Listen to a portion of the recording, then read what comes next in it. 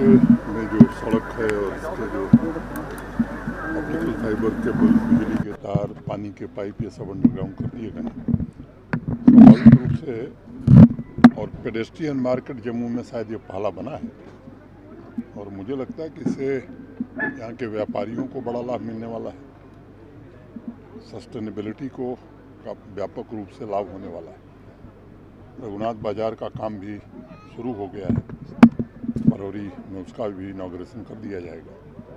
Residency road की project भी sanction थी, वहाँ के स्थानीय नागरिक ने न्यायालय से स्थगन आदेश लिया है। हम कोशिश कर रहे हैं कि वो स्थगन आदेश जल्दी खारिज हो, काम किए जाए। तक 85 काम पूरे किए जा सकते हैं, 39 काम आने वाले दिनों में जल्दी पूरे हो जाएँ।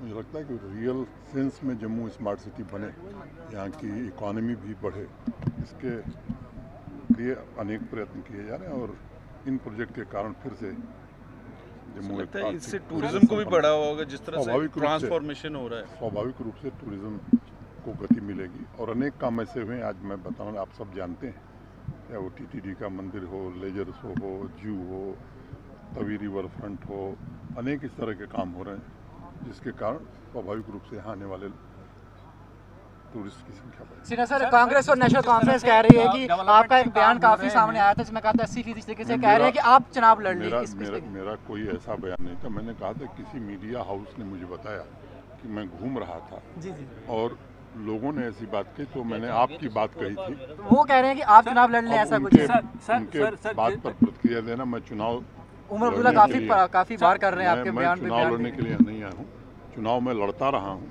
आगे भी लड़ूंगा।